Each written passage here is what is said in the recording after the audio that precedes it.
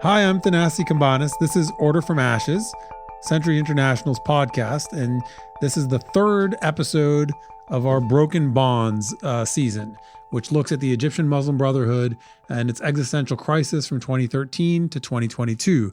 On the first episode, we heard Abdurrahman Ayyash's personal journey from a childhood in the Brotherhood to disaffection and eventually his adulthood as a researcher looking into the group. And on the second episode, we heard from the three co-authors of Broken Bonds, Noha Khaled, Amir Al-Afifi, and Abdurrahman Ayyash, talking about the sort of wider implications of why we should care about the Egyptian Muslim Brotherhood and where it's ended up. And we ended by talking about the multiple crises that have affected the organization and are right now sort of leaving it in the political and social wilderness. So today, on this episode of the Broken Bonds season of Order from Ashes, I'm talking to Noha Khaled about the first of the three crises that the researchers have documented. And this is the identity crisis in the Muslim Brotherhood. So first of all, Noha, let me say thank you and welcome to the podcast. Thanks for coming on. Thank you. It's my pleasure. So tell us what exactly you mean when you talk about an identity crisis in the Muslim Brotherhood. In this chapter, I really tried to show that the Muslim Brotherhood had a political crisis in framing itself as a political party. Like many times, many analysts in the Middle East and in Europe and the United States, when they conceive of the Brotherhood, they usually unconsciously assume it's either a civic society organization or it's just a classical political party as we understand it. But as it seems, this was not as clear for the members of the Brotherhood themselves as we assume, and it's actually rather problematic. And this is what we tried to show in the first chapter by dissecting the organization itself and its discourse and how it maintained the loyalty of its members and the narratives it employed and how contradictory they eventually came to be, and how the fact that it represented different interest groups in Egypt's society hindered its ability to create a clear-cut political ideology. So let me start by saying that the Muslim Brotherhood is a very broad coalition of diverse social and economic forces in Egypt, and that it's not a very thin political party as we understand it in a classical modern state. So it's much broader than representing one constituency, and usually, like the members of the Brotherhood throughout the 1970s onwards are basically two generations who largely shaped what we know as the Islamic resurgence in Egypt, or As-Sahwa al-Islamiyya. This is basically a movement that had a very clear idea of what type of religiosity they wanted to ingrain in Egyptians who they believe had strayed away from the Islamic path. And they were not violent, but they proposed a more conservative version of religiosity compared to the one propagated by the state before their emergence in the 1970s. Of course, the Brotherhood has a longer history. It started in the 1940s, again with the same mission to spread religiosity in what they perceive to be a secular and westernized society that emerged due to colonialism and Western influence. And as much as this is, of course, obviously a religious mission, there was always a nationalistic aspect of it. Like many times we find that Islam itself is instrumentalized as a broad nationalist banner. This represents for the Brotherhood the local nationalist culture, for instance. So one may actually say that at several instances, the Brotherhood could be designated a nationalist group or a nativist group.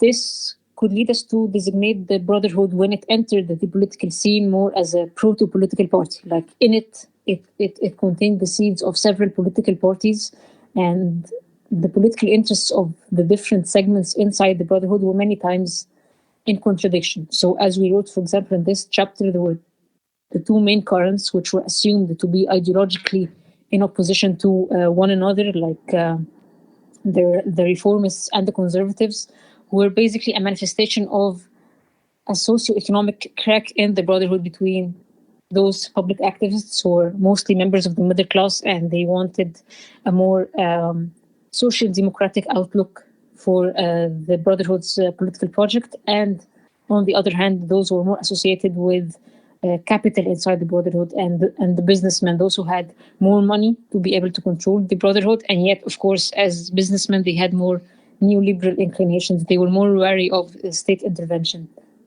So this would strike any Western observer, because those two interest groups in most Western states, as we know them today, usually fall into the category of two very different parties, like center of left and center of right.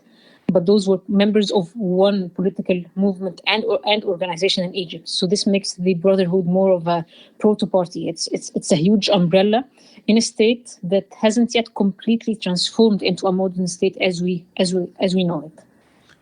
So when you describe these different identities, and this, and you know, you're talking about sort of differing currents that this predates the sort of turning point of 2013. So it's almost amazing to imagine that that in the previous 80 years of the Brotherhood, that these contradictory and competing types of constituencies managed to form a coherent organization in the first place. So presumably there's always been tensions between these different types of, these basically different sub-identities or overlapping identities within the Brotherhood. So how do these, somewhat incompatible identities play out after 2013, when the Brotherhood moves into this state of a sort of extreme repression and being pushed underground into prison, exile, and so on?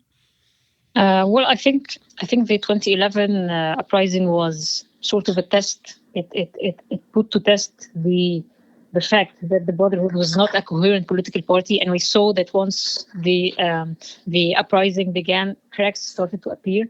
And once the political scene was open for parties to be founded, several segments of youth in the Brotherhood started to break away and form their own political parties.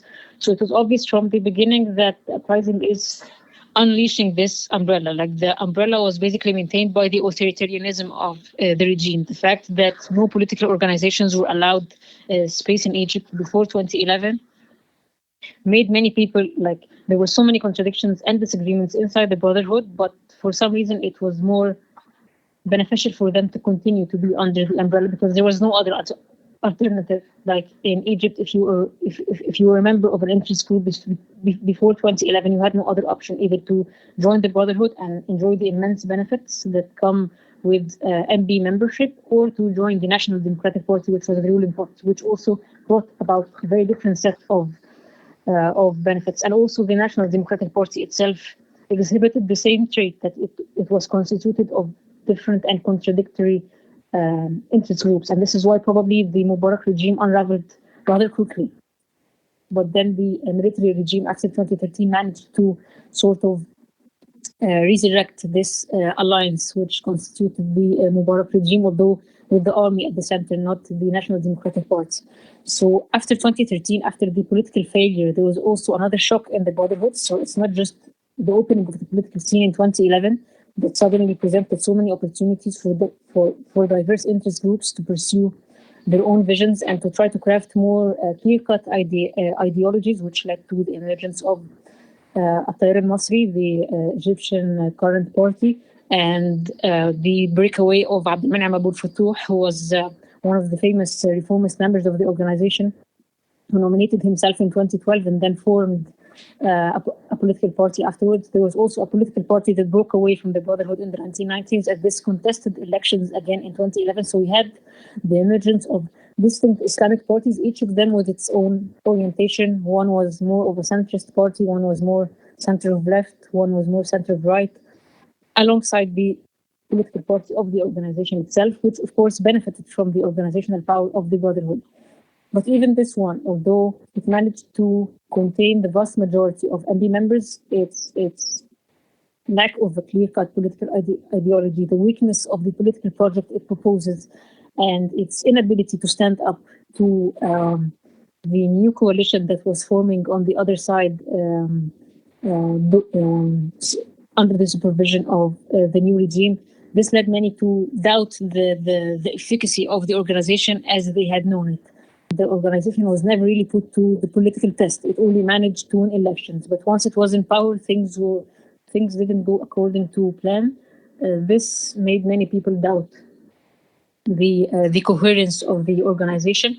Many people continue to be members, especially the hardcore members from the middle and the upper classes who have formed the leadership and the core of the organization. But even those have criticized the leadership openly much more than ever, especially under scrutiny from the regime, and not just the regime, but in 2013 and 14 and 15, it was a public phenomenon. Many people started criticizing the Brotherhood, members from within, people who were Brotherhood members or supporters, publicly criticized it after its brief turn in power.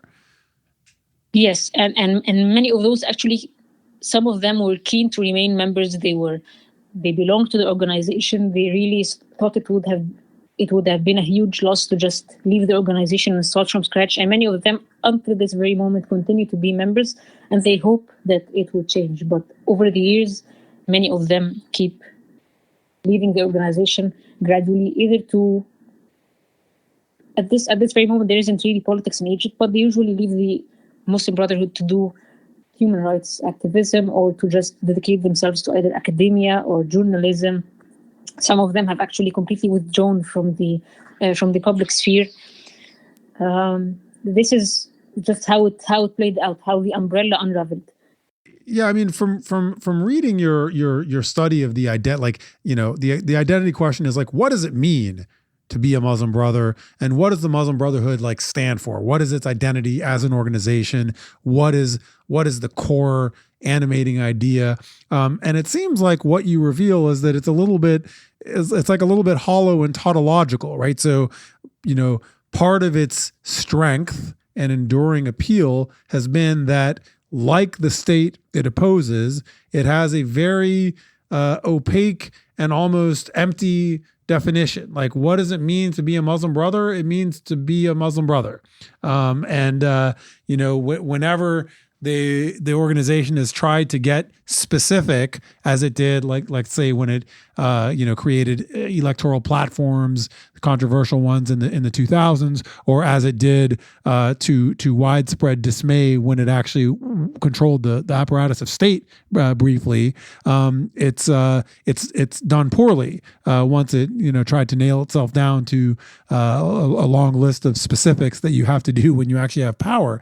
Am I reading your work right? That they're sort of they're trying to be comfortably within what people might think they are without ever actually getting down to brass tacks and saying, yes, here is actually what we mean by Islam is the solution, or here's what we actually mean by, combining a, charity, social, religious, and politically activist work. Is that a fair characterization of what you found? Yes, exactly. The Brotherhood has usually tried to avoid crystal clear political or economic solutions. It usually talked in very vague terms. In very vague terms, many times it just appealed to Islamic religiosity, which is, of course, overwhelming in Egyptian society. In the political project, they proposed there wasn't any radical change to any of the policies or the laws in existence. The fact that they chose to actually amend the 1971 Constitution instead of proposing something new in March 2011 was sort of reminiscent of this desire to keep things as they are. The status quo before 2011 came to their aid in many ways, and just like the regime, the narrative was basically meant to keep all those different and contradictory interest groups under one umbrella. The Brotherhood didn't want to alienate one of them against the other. It didn't want to, for example, appear like it's neglecting workers' rights. When Morsi visited the Helwan factory when he was a president, he, for example, praised Nasser, and he said, I'm going to continue what Nasser began. And of course, talking about Nasser in front of workers in Egypt is usually trying to appeal to them. But at the same time, when he talked with businessmen, when he talked with Western audiences, he talked about that Egypt will continue to be a free market. This, of course, wasn't just catering to the Egyptian business community in general, but also to the Brotherhood's very own key figures, who were many of whom were important businessmen. So yes, very much like the National Democratic Party, one could never really find a proper ideological designation. At times it acted in a conservative way. At times it espoused a social democratic policy. At times it was pro-workers. At times it wasn't. At times it was pro-democracy. At times it seemed that they were espousing an Iranian-like model when they proposed a draft program in 2007 and then withdrew it when it was criticized. So yes, this contradiction played out very much, and there was nothing that allowed the Brotherhood to cement its power over those constituencies other than religiosity, and that this conception that has been dominant inside the constituencies of the Brotherhood, that Islam is in danger and identity is in danger. So it's only the Brotherhood umbrella which allows them to protect this religiosity. And this served a social purpose for those people and a religious purpose, but it didn't really serve any political purpose. It wasn't a proper political designation. And when the time came for finding clear-cut political designation, various interest groups inside the Brotherhood suddenly found out that they want very different things. And the same happened with the National Democratic Party, by the way. So they also broke up into two blocks. One of them supported candidate Amr Moussa, who was Mubarak's foreign minister at some point, and some of them supported Ahmed Shafiq, who rather preferred direct military rule, given that he was an ex-military officer. So I think this is the highlight, whether we are speaking about the constituencies of the Brotherhood or the regime, that suddenly people were thirsty for clear-cut political designations when both the regime and the Brotherhood couldn't provide any. And this was basically the highlight of the Brotherhood's identity crisis.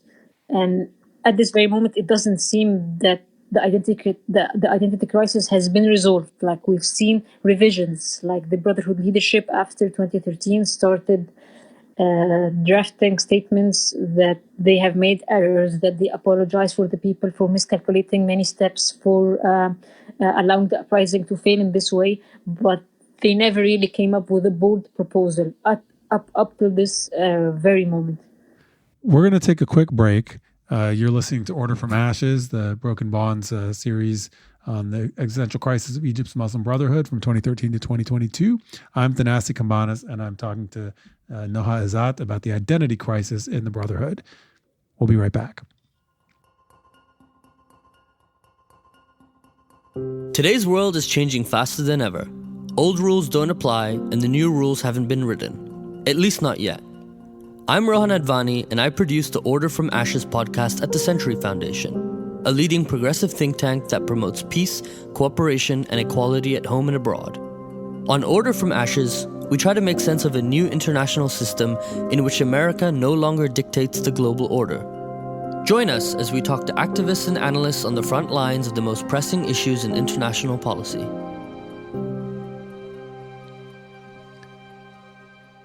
Welcome back. I'm Thanassi Kambanis. You're listening to Order from Ashes, Century International's podcast. I'm talking with Noha Khaled about the identity crisis in the Egyptian Muslim Brotherhood. This is the third in a 5-part series about the Egyptian Muslim Brotherhood called Broken Bonds, that's based on a new book that Noha co-authored with Ahmed Al-Afifi and Abdurrahman Ayash. You can read more and actually find the book or how to order it on the Century Foundation's website, tcf.org. Noha, thank you so much for being on the podcast. I wanted to pick up where you left off before the break. You were talking about, basically the enormous amount of drift and internal contradiction that the Brotherhood was trying to carry as an organization that really peaked in 2013. And I want to ask you, just to clarify for me, so you've described in a lot of detail that up until Morsi's presidency, up until 2013, the Brotherhood was basically trying to be like all things to all people, right? Like, so, socialist, progressive, capitalist, neoliberal, very religious, supposedly open-minded and tolerant, partnering with a wide range of groups. This was proved unsustainable. I want to ask, just on a broad level, is the identity crisis that the Brotherhood faces today, in 2023, that basically the same one from 2013, the crisis that was underway during the Morsi presidency, or has it evolved? Has the nature of that identity crisis evolved or changed in any significant way in those years of exile, repression, and sort of full state attack? I think the very core identity crisis remains as it is, but different social and cultural identity crises have been added as well, like living in exile in Turkey and in many Western countries has posed questions for members of the organization who, many of them, for example, became less religious. Many of those who left the organization in the later stages left it for basically not political reasons, but social and cultural reasons. They just decided to give up on the Islamic way of life. And this, of course, was key for the Brotherhood to maintain the coherence of the organization. So aside from the political identity crisis, which seems to be intact, the Brotherhood now is also suffering a crisis that has to do with its very own definition of religiosity. What kind of religiosity does it preach anymore, given the changes in the Middle East? For example, we are seeing what's happening in Saudi Arabia. Many times, Saudi Arabia was very in a very sketchy way. It was a model for Islamists who believed in having in the state imposing ethical controls, and many times this was a vague point in the project of the Brotherhood.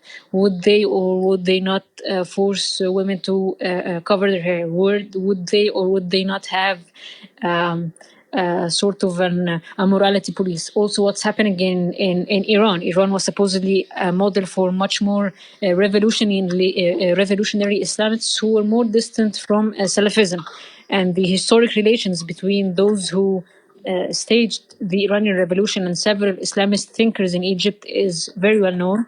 And at this very moment, we're seeing the ideological narrative of the Iranian regime. It's crumbling. There's a new generation that is rebelling against morality police in Turkey as well, which is a model the Brotherhood looked up to, especially the more reformist segments. We are seeing basically the AK party in Turkey is just shedding its alliance with an Islamic movement, which is the Gulen movement, and now having an alliance with secular nationalists and suppressing the Kurds. So there are so many changes as well in the region that are forcing the Brotherhood to not just reckon with the 2013 political identity crisis, but actually to ask questions about the one thing that seemed to be clear enough for the leadership, which is how does religiosity relate to politics? What kind of a role does the Brotherhood as an organization have when it has to determining the religiosity of the people, or what kind of religiosity does it reach, and how does this relate to politics if it should relate at all? Like at some point when people started living in exile in Turkey, they were more influenced by the slightly more secular experience of the AK party in Turkey, and they said it's fine for people to have their own secular lifestyle. We're not going to impose anything on anyone. This was a change, but now, like for instance, when at some point after 2011 they were more open to democracy. Now you find some supporters of the Brotherhood, online activists and writers, saying that they support Erdogan because who cares about democracy?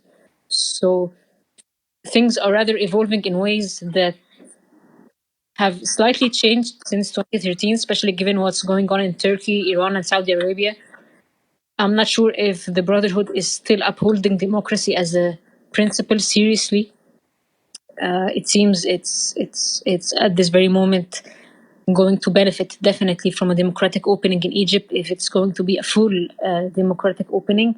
But the like the far right wave that has overtaken the region, and actually the world at large remains inspiring to some of its members, and you can see this from their commentaries online on what Erdogan does or on what's happening in Iran. So I think the Brotherhood up till 2013 had its firm roots in Egypt, but given how uprooted it has become, things have become more the changes of its identity crisis have become more volatile, and it's starting to get influenced by the regional forces.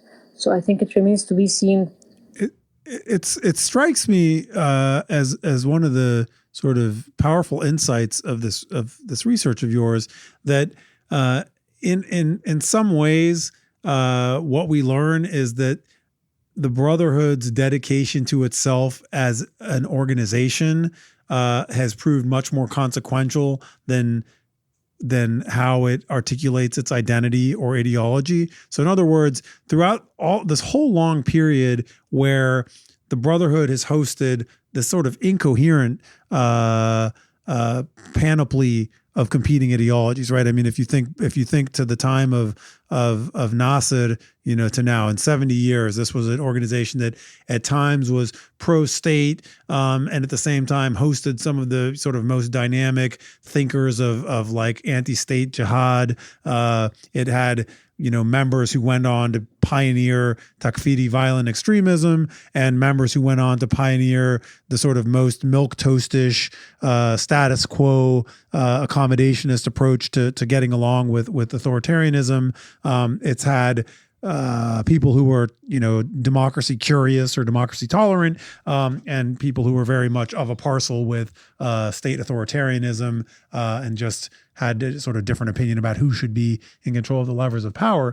And the one constant through all these periods, including, periods when the organization was within, in the 60s, serious people thought that maybe the Brotherhood would disappear after Nasser's extended crackdown. And less, you don't hear this as much during this period of crackdown, but there at least has been the contention by the Sisi regime and others who choose to misinterpret the Brotherhood as some kind of sort of eradicable fringe group. There seems to be this contention that it could be erased. So through all these vagaries and ups and downs, the constant that emerges is that the Brotherhood, whatever it's perceived to stand for, or whatever identity it's perceived to have, even by its own members, it is resolutely dedicated to preserving the Brotherhood, qua Brotherhood, the Brotherhood as an organization, whatever it may happen to mean to its members. And that singleness of purpose is something that has proved successful, right? So even in this period of time where you basically make a persuasive case that the Brotherhood doesn't stand for any one thing, like beyond some kind of minimal amount of religiosity, there's nothing that actually makes you a brother or not a brother, other than really just fealty to the brand, to the name. And I think that's a really telling insight, because that is, by the way, also what other successful long-term political movements tend to rely on. And so we sort of missed the boat if we think about it in terms of Islam and Islamism and what kind of religious political agenda this group has, and we get a more accurate picture if we look at it as you have in this study, which is what is it that's created staying power for this organization, and what is it that has made it at the same time so ineffectual or divided or incoherent when it does have power or influence, membership, and authority. Well, yes, the fact that the Brotherhood relies on a very vague religious appeal without any clear-cut political orientation is a point of weakness when political opening happens, because they amass a huge amount of votes, and then their lack of ability to create an effective political project soon gets clear to many of its constituents. But at the very same time, when the morale is really low, when the regime has failed on many fronts, this vague and this fluid religious appeal allows the Brotherhood to easily recruit members again, reorder its forces again on the ground, and it can actually make a comeback very much easily. I think no one can disagree that the appeal of the Nasser regime was overwhelming. And if there is one moment in the Brotherhood history where it could have been really history, and it could have never come back, is at this very moment, when the whole society was really firmly anchored in the Nasser's project. But then, just a few years after the military defeat in 1967 and the legitimacy problem this Sadat regime suffered in the mid-1970s, we found that the Brotherhood emerging after 1976, able to organize itself anew from scratch by just using the religiosity appeal. So we continue to doubt that the Brotherhood will change, because the very thing that is its weakest point as a political party is its strongest point as a social organization. So the one question would be, how will they maintain this strong point while addressing their lack of a political ideology, and how will this play out?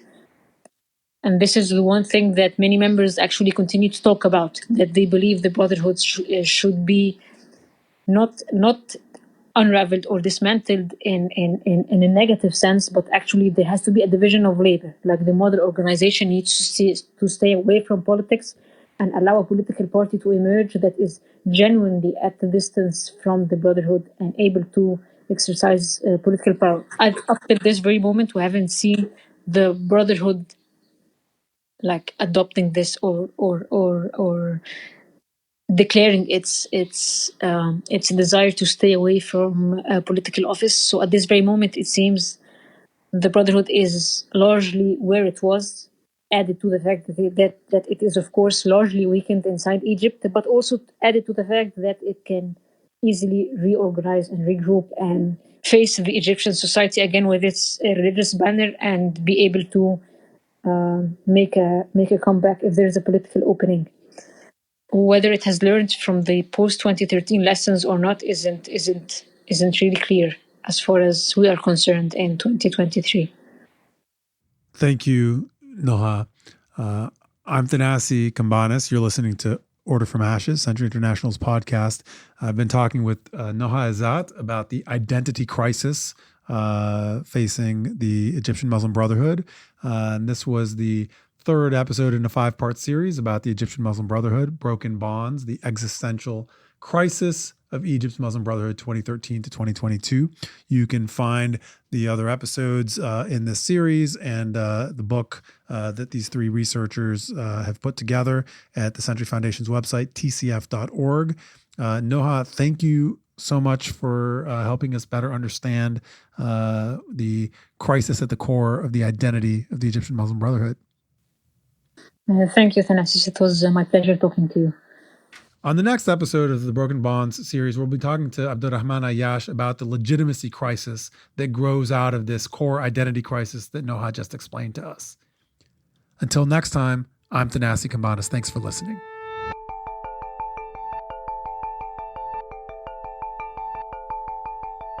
The Order from Ashes podcast has been brought to you by Century International. Our work builds on more than 100 years of commitment to international peace, security, and governance at the Century Foundation. We are independent, critical, and progressive. For more information about Century International's work, please visit tcf.org or follow us on Twitter and Facebook. We depend on audience feedback to reach new listeners. If you like what you hear, please leave a review wherever you get your podcasts.